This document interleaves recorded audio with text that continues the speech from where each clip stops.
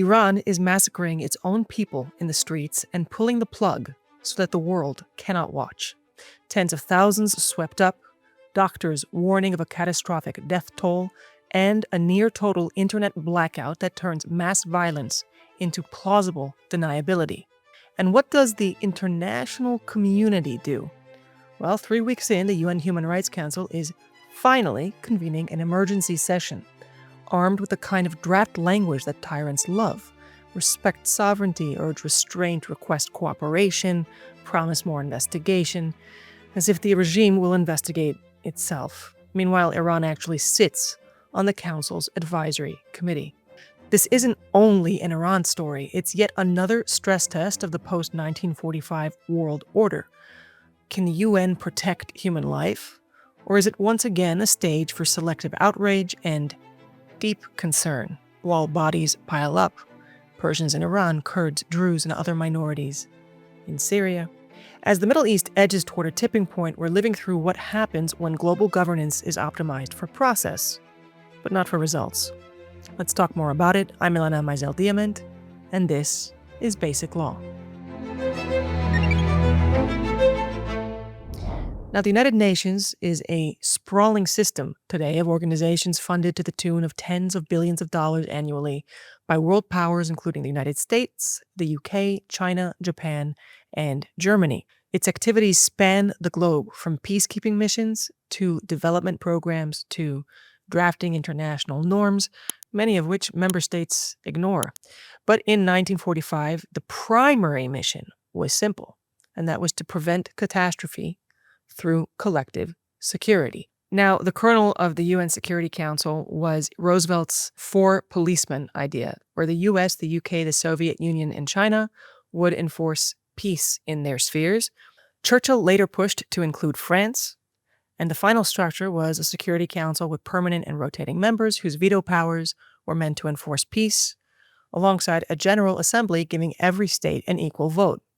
In its infancy, the UN reflected Western consensus. Then, decolonization flooded the General Assembly with new states, many aligned with the Soviet bloc or the non-aligned faction that often acted as a counterweight to democratic interests. Over time, voting blocs formed that could pressure the very Western powers funding the institution. So, in its quest for peace, the UN was built to be policed by rival superpowers and give voice to the national preferences for the entire global rainbow. But when member interests diverge, paralysis and selective enforcement repeat with deadly consistency. Rwanda, 1994. The UN pulled peacekeepers out as the genocide started. More than 800,000 people were slaughtered, despite warnings from the commander of the UN Assistance Mission for Rwanda about weapons, stockpiles, and impending violence. Requests to intervene were denied by the UN. In Srebrenica, 1995, peacekeepers stood by while more than 8,000 Muslim men and boys were executed in what the UN had declared a safe area. Syria, Russia and China used their vetoes repeatedly to block sanctions and humanitarian aid while hundreds of thousands died. And on Iran specifically, there are dozens of General Assembly resolutions that have criticized the regime on the topic of human rights, including one just this past December, when its representative already sat on the Human Rights Council Advisory Committee. Now, that resolution lauds Iranian cooperation with various parts of the UN and then condemns the widespread and systemic use of arbitrary arrests, targeted repression of women and girls, and the criminalization of dissent. The full resolution is actually a pretty neat preview of what was to come barely a week after it was issued. Nowhere is the gap between words and results clearer than the UN's two-decade nuclear process with Iran. Starting in 2006, the Security Council passed resolution after resolution. Sanctions Iran maneuvered around. The 2015 deal normalized enrichment and promised containment, which, of course, did not happen. After the U.S. withdrew in 2018, Iran violated any limits that had previously been accepted, and by October 2023, enriched uranium exceeded the deal's limits by 22-fold. By May 2025, Iran's stockpile of 60% enriched uranium topped 400 kilograms, just below weapons grade, and enough for multiple nuclear weapons if further enriched. After 2 decades of serious concern and sanctions, Iran was still closer to a bomb than ever. And we all know what made the difference. In June, a joint American-Israeli strike hit nuclear facilities, setting the nuclear program back up to several years, according to some reports. Now, to be fair, the current protests were sparked by economic pressure, caused by sanctions reimposed by the Security Council, targeting Iranian enrichment and prohibiting ballistic missile use. We shall soon see what their ultimate effect has been. Let's talk for a minute about the bias inherent in this body, and here we're going to tread some familiar ground because Israel is the natural example.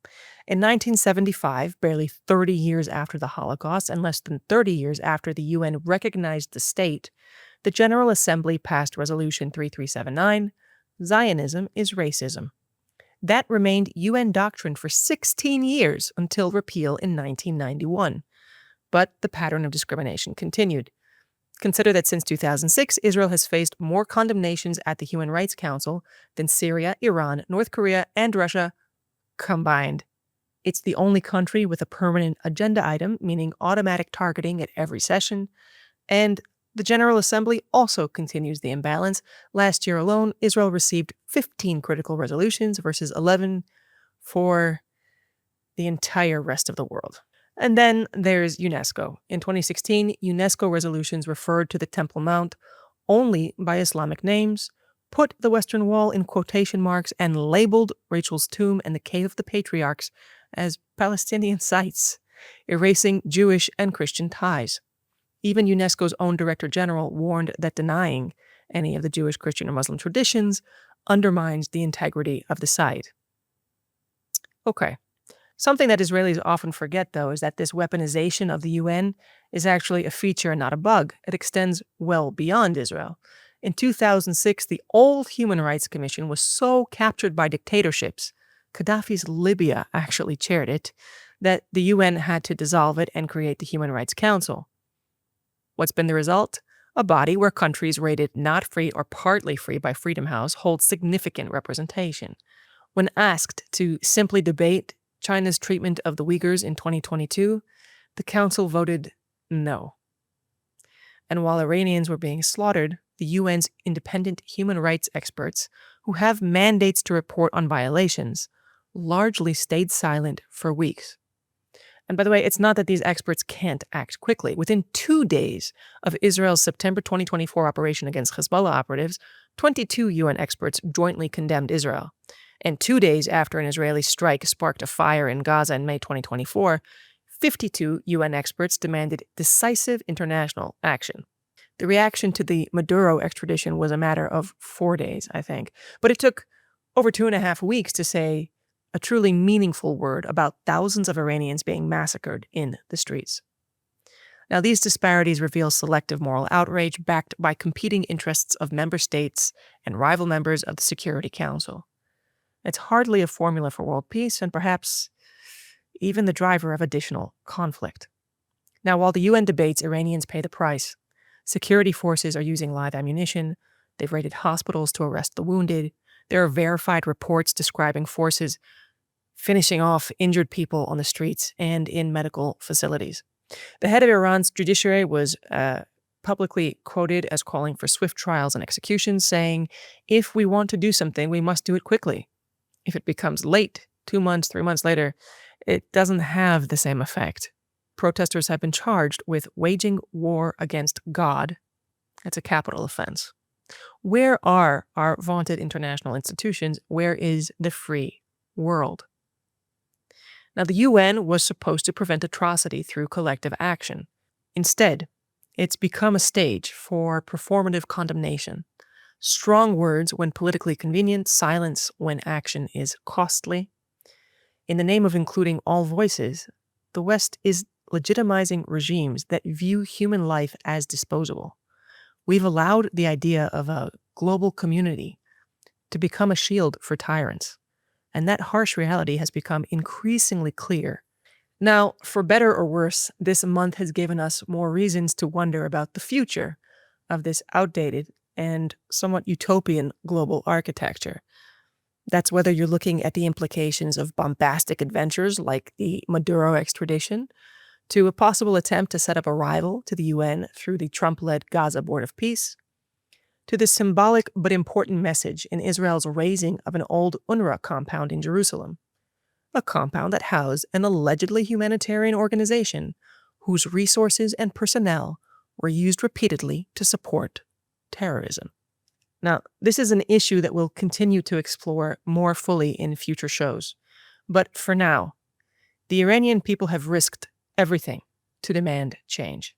They deserve international support that matches their courage. They deserve more than words.